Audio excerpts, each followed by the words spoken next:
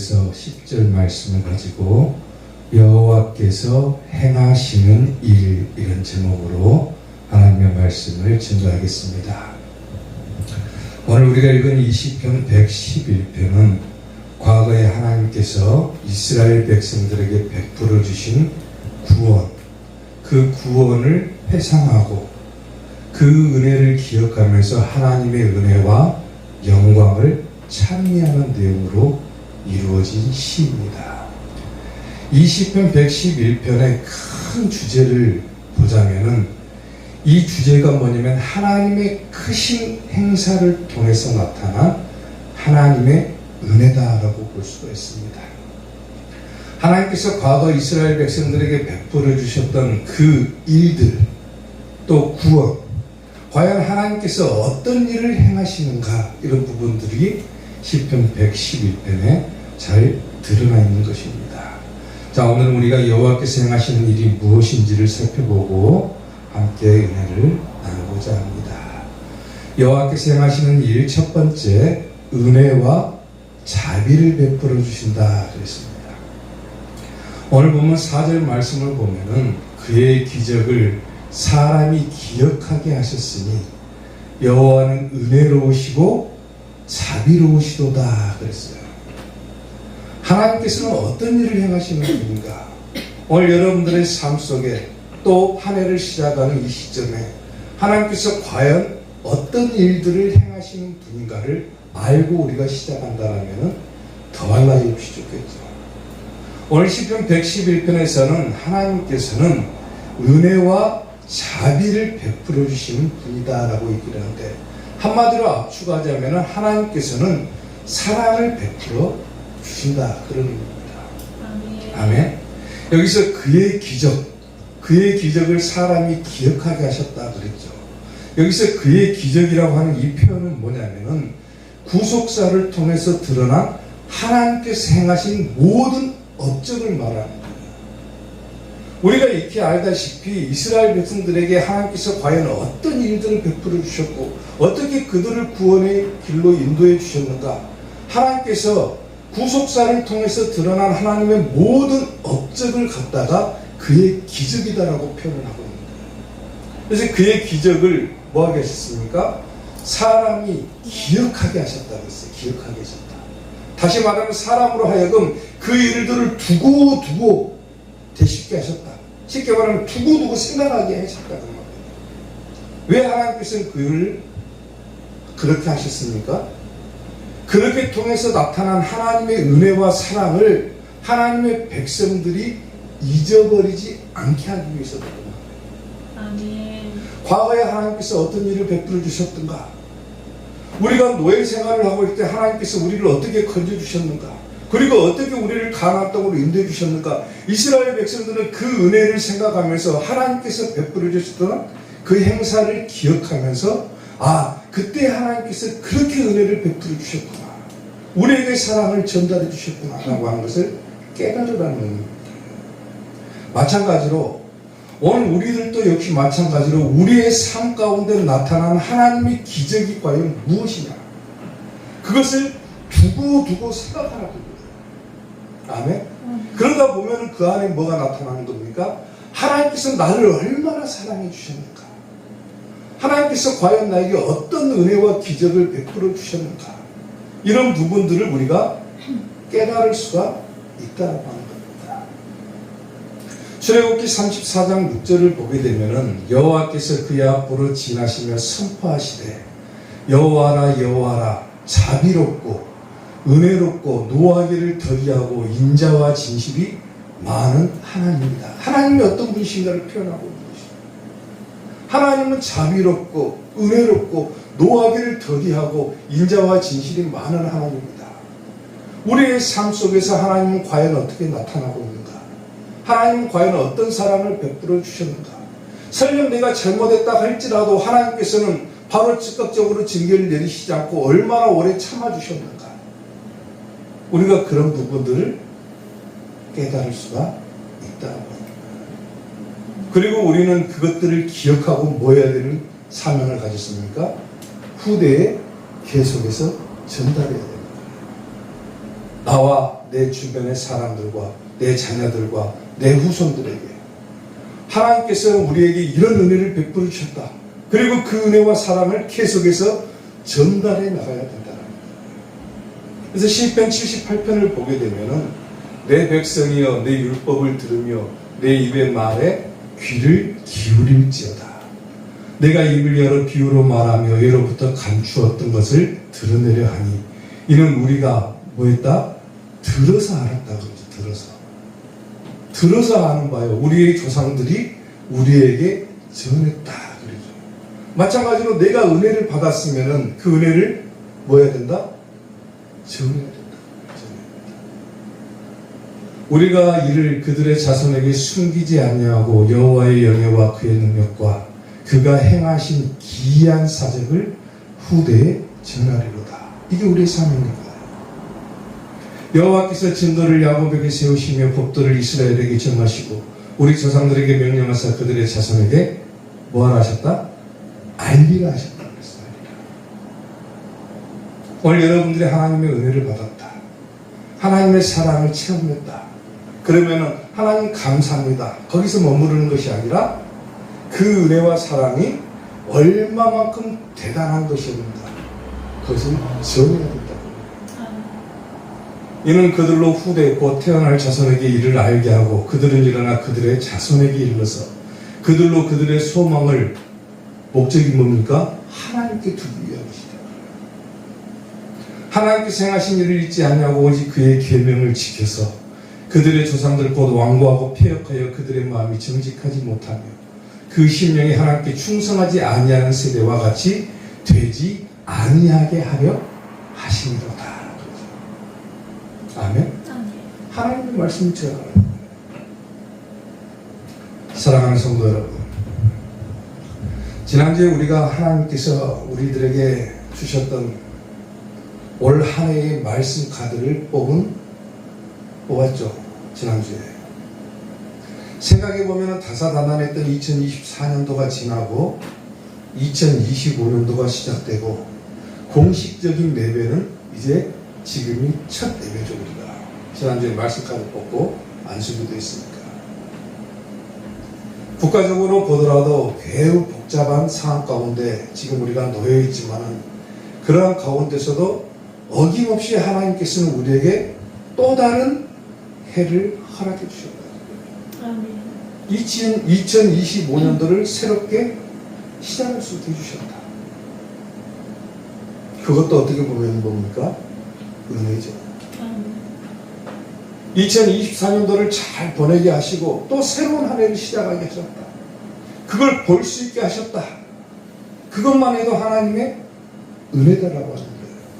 그리고 또다시 하나님의 말씀대로 살아갈 수 있도록 오늘 우리가 지난주에 말씀 카드를 뽑았고 또 우리가 그 말씀 카드에 적힌 대로 우리가 거기에 목표를 두고 살아가야 되겠다라고 결단을 했죠. 아멘. 하나님의 은혜가 아니면 어떻게 우리가 새로운 한 해를 시작하겠느냐. 그것만 봐도 은혜입니다.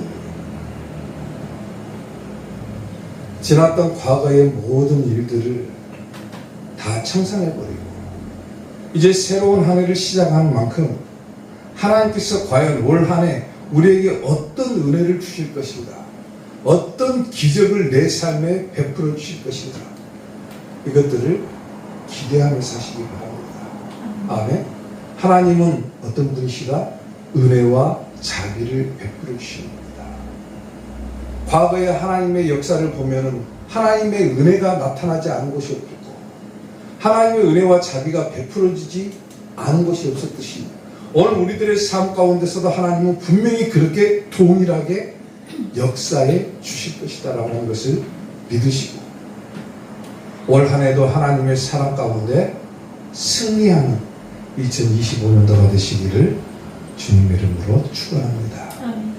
여호와께서 행하시는 일 두 번째, 경외하는 자에게는 양식을 주신다 그랬어요. 오늘 보면 5절 말씀을 보면은 여호와께서 자기를 경외하는 자들에게 양식을 주시며 그렇게 양식을. 하나님께서는 어떤 일들을 행하시는 분인가? 하나님은 양식을 주시는 분이라고 그래요. 양식. 근데 어떤 자들에게 양식을 주시냐면 하나님을 경외하는 자들에게 양식을 준다. 여기서 양식이라고 하는 것은 먹는 것을 말하는 거죠. 먹는 것. 과거에 이스라엘 백성들은 이 양식을 어떻게 표현했습니까? 만나와 메추라기로 표현했죠. 그리고 하나님께서 그들에게 마찬가지로 광야에서 만나와 메추라기를 주셨고 오늘날 우리들에게 동일한 양식을 주시는데 그 양식을 주시는 이유가 무엇 때문입니까? 하나님께서는 우리와 맺은 약속을 잊어버리지 않고 있기 때문에 그래서 오늘 본문 말씀에는 여호와께서 자기를 경외하는 자들에게 양식을 주시며 그의 언약을 영원히 뭐 하신다 했습니까? 기억하신다. 하나님께서는 우리를 하나님의 자녀로 삼으셨던 그 언약을 기억하고 계시기 때문에 우리가 비록 하나님 보시기에는 부족한 부분이 많을지라도 하나님께서는 그 은혜와 사랑의 기인에서 우리들에게 뭘 주신다는 겁니까? 양식을 주신다는 거예요. 양식. 아멘. 다만 우리가 할 일은 하나님을 경외하는 것입니다. 아멘. 시편 34편 9절을 보면은 너희 성도들아 여호와를 경외하라. 그를 경외하는 자에게는 부족함이 없도다. 젊은 사자는 궁핍하여 줄일지라도 여호와를 찾는 자는 모든 좋은 곳에 부족함이 없으리로다. 하나님을 경외하고 살아라. 아멘. 오늘 하루 우리가 그렇게 살아가야 되는 거예요. 그럴 때 하나님께서 뭘 주신다? 먹을 것, 양식을 주신다. 아멘. 특별히 이 양식은 영적으로 보면 뭡니까? 말씀인 거죠. 말씀. 하나님의 말씀을 우리에게 임하는 것을 말하는 거예요.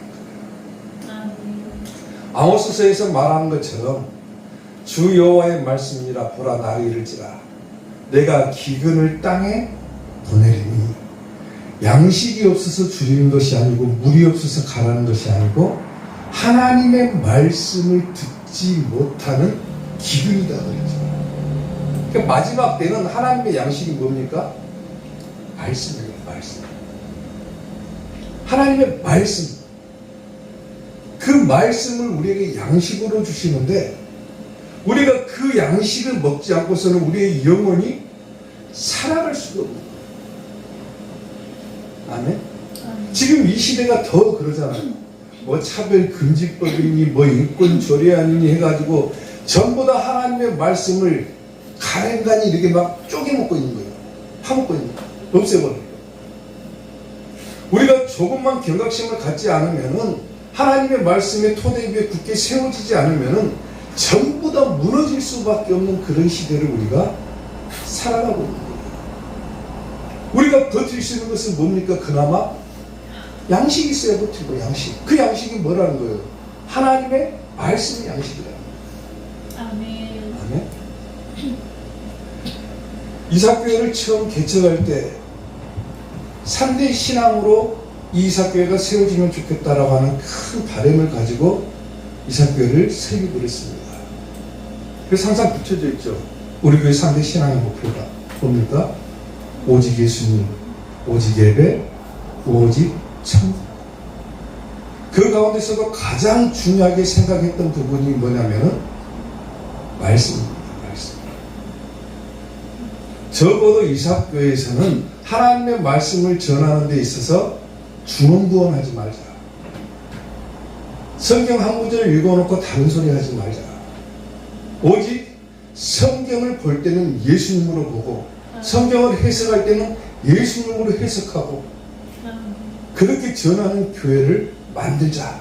이런 각오에서 이 교회를 설립을 한 거예요. 우리가 아무리 성경을 수백 번, 수천 번을 읽어도 이 성경 안에 감추어져 있는 부활을 발견하지 못한다면 수천 번을 읽었어도 성경은 아무런 유익이 우리에게 되지를 못하는 겁니다. 고린도후서에서 밝히고 있는 것처럼 수건으로 딱 성경을 덮고 있는 것처럼 아무리 우리가 수건을 덮여 있는 성경을 들여다보려고 해도 보이지가 않잖아요. 성경을 보려고 애를 써도 보이지가 않아요. 근데 이 수건을 벗길 수 있는 유일한 길은 예수님으로 해석하는 것이다 그랬어요. 예수님으로 볼 때 이 성경이 벗겨진다. 그래서 설립할 때 이 목표를 가질 때 적어도 이사교회에서 말씀을 전할 때는 예수님으로 보자. 예수님으로 해석하자. 그리고 예수님만 전하는 교회가 되자. 우리가 보아도 보지 못하고 들어도 듣지 못하고 깨닫지도 못한다라면 지금 이 시대가 어떤 시대가 되어버립니까?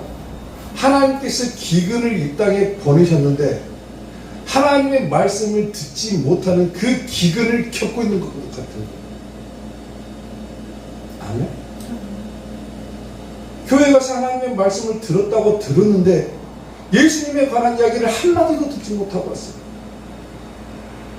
도덕적인 얘기, 철학적인 얘기, 교훈적인 얘기, 삶의 지혜를 공급해주는 이야기, 삶에 도움이 되는 이야기, 무슨 덕담, 속담.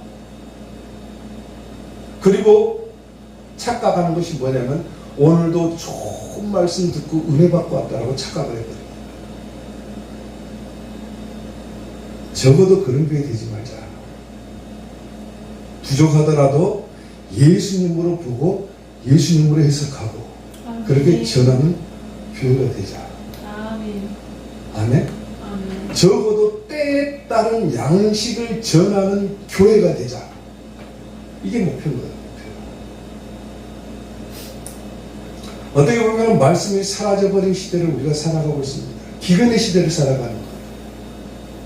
말씀이 사라져버린 시대. 성경을 읽는다고 읽어놓고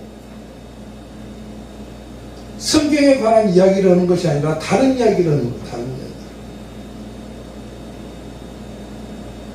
그래놓고 좋은 말 들었다고 은혜 받았다고. 하나님께서 행하시는 일은 경외하는 자에게는 뭘 주신다 했습니까? 양식을 주신다 했습니다. 하나님을 경외하는 마음으로 우리가 성경을 들여다보고 하나님을 경외하는 마음으로 하나님의 말씀을 구할 때 하나님께서는 예수님을 통해서 이 성경을 열어주시는 거예요. 아멘. 예수님으로 열지 못하면 아무 소용이 없어요. 그렇게 양식을 우리가 먹어야지만이 우리가 뭐합니까? 사는 거예요. 영원. 그걸 하나님께서 행하신다고 했어요. 경외하는 자에게는 양식을 주시고 그 양식을 주시는 이유는 하나님과 우리가 맺은 언약을 하나님께서 절대로 잊어버리지 않기 때문에 우리를 살리시기 위해서 그 양식을 주신다는 거예요. 아멘. 올 한 해도 말씀으로 승리하는 교회, 말씀으로 승리하는 성도들이 되시기를 주님의 이름으로 축원합니다. 여호와께서 행하시는 일 마지막 세 번째, 그의 백성을 속량하신다 그랬습니다. 오늘 본 9절 말씀을 보면 여호와께서 그의 백성을 속량하시며 그의 언약을 영원히 세우셨으니 그의 이름이 거룩하고 지존하시도다. 하나님께서 행하시는 일 가운데 어떻게 보면 인간의 입장에서 보면 가장 귀하고 큰 일이 뭐겠습니까? 구원받는 거겠죠. 근데 구원이라고 하는 것은 내 힘으로는 얻을 수가 없는 것이 구원입니다. 왜 그렇습니까? 우리는 죄 가운데 태어났고 죄를 짓고 살아가는 존재입니다. 그래서 죄가 있는 사람은 절대로 구원을 받을 수가 없어요. 죄가 있으면 구원 못 받습니다. 근데 하나님께서 행하시는 일 가운데 가장 우리들에게 필요로 하는 그 일이 뭡니까? 그의 백성을 속량하신다고 해요. 속량. 여기서 속량한다라고 하는 의미는 뭐냐면 구출한다, 구원한다 그런 의미. 그리고 직접적인 표현은 뭐냐면 속량이라고 하는 표현은 뭐냐면 돈을 주고 값을 주고 사는 거예요. 쉽게 말하면. 그의 백성을 속량하시고 그의 언약을 영원히 세웠다 그랬어요. 이걸 정해버렸다 그 말이에요. 정해버렸다 하나님께서. 뭘 정한 겁니까? 쉽게 말하면 어떻게 우리를 속량하시는 거예요? 어떻게 값을 주고 우리의 죄를 속량하신 겁니까? 우리가 믿는 예수 그리스도를 통해서. 아멘. 예수님을 통해서 우리를 속량하시는 거예요. 그래서 누구든지 예수님만 믿으면은 죄가 있어도 뭐 할 수 있다는 거예요. 쉽게 말하면 구원받을 수 있다. 예수님만 믿으면. 왜? 예수님께서 그 피값으로 우리의 죄를 없애 주시기 때문에. 피값으로 사신 거예요. 갈라디아서 3장 15절을 보게 되면 형제들아 내가 사람이 이대로 말하노니 사람의 언약이라도 정한 후에는 아무도 폐하거나 더하거나 하지 못하느니라. 사람끼리의 약속도 한 번 딱 정해놓으면 절대로 폐기할 수 없다는 거죠. 이 약속들은 아브라함과 그 자손에게 말씀하신 것인데 여럿을 가리켜 그 자손들이라 하지 않으시고 아브라함 자손들에게 얘기하는데 여러 사람을 가리켜서 내 자손이다라고 말씀하지 않으시고 오직 한 사람을 가리켜 내 자손이라 하셨으니 누구라고? 곧 그리스도. 누구든지 예수님만 믿으면 구원받을 수 있다는 거예요. 이게 우리에게 주시는 가장 큰 은혜이고 하나님께서 행하시는 일 가운데 가장 귀하고 복된 일이라고 말합니다. 아멘. 에베소서 1장 7절을 보게 되면 우리는 그리스도 안에서 그의 은혜의 풍성함을 따라 그의 피로 말미암아 속량받은 거죠. 그의 피로 말미암아 속량 곧 뭘 받았다는 겁니까? 죄 사함을 받았느니라. 아멘. 아멘. 죄가 있으면 구원받을 수 없다겠죠. 죄가 있으면 천국 갈 수 없다겠죠. 근데 우리가 천국 갈 수 있고 구원받을 수 있는 방법은 뭡니까? 예수님의 보혈을 믿는 것. 예수님을 믿는 것. 예수님의 피로 말미암아 속량 곧 우리가 뭘 받았다? 죄가 사해졌다는 거야. 그러니까 죄가 없으니까 뭘 할 수 있는 거예요? 구원받을 수 있는 거예요. 사랑하는 성도, 신앙생활 하는 데 있어서 아무리 강조해도 부족한 것이 있다라면 구원받는 것 그리고 천국 그런 이야기일 것입니다. 아무리 강조해도 부족한 것. 왜 예수님을 믿어야 되는가? 왜 예수님 외에는 구원이 없는가? 우리가 왜 예수님을 믿어야 되는 그 제1의 목적이 뭡니까? 구원받기 위한 거잖아요. 여러분들이 신앙생활하는 제1의 목적이 뭡니까? 교회 나와서 장로 직함 달고 명예나 얻으려고 신앙생활합니까? 하나님께서 주시는 복을 받아서 이 땅에서 떵떵거리며 사는 부자가 되는 것이 제1의 목적입니까? 내가 예수님을 영접하고 신앙생활하는 제1의 목적이 뭡니까? 천국 가려고 하는 거잖아요. 그 본질을 잊어버리면 절대로 안 된다는 거예요. 아멘? 그 본질을 잊어버리고 다른 부수적인 것에만 매달려갖고 신앙생활 열심히 하면은 그게 뭡니까? 아무 소용없는 거예요. 예수님만 믿는 거예요. 왜 예수님을 믿어야 되는가? 예수님의 피값으로 우리를 속량해 주셨기 때문에, 예수님이 우리를 죄에서 구해 주셨기 때문에, 그리고 내가 천국 가기 위해서 예수님을 믿는다. 이 본질을 절대로 잊어버려서는 안 된다. 올해도 마찬가지입니다. 다른 거 다 차치해 두고라도 내가 신앙생활하는 제1의 목적이 뭔가, 이걸 잊어버리면 안 되는 거예요. 나는 예수님을 믿는 이유는 구원받고 천국 가기 위해서다. 올 한 해도 이것을 명심하시기를 주님 이름으로 축원합니다. 우리를 죄에서 구하시려 예수님 십자가 지셨으니 기쁘게 부르세 할렐루야 나 구원 받았네. 찬송하세 찬송하세 주님 나를 구하셨네. 찬송하세 찬송하세 주님 구원하셨네. 아멘. 사랑하는 성도 여러분, 이제 시작하는 2025년도 신앙의 본질을 잊어버리지 말고 항상 예수님과 더불어 예수님과 가까이 예수님과 동행하는 2025년도가 되시기를 주님의 이름으로 축원합니다. 아멘.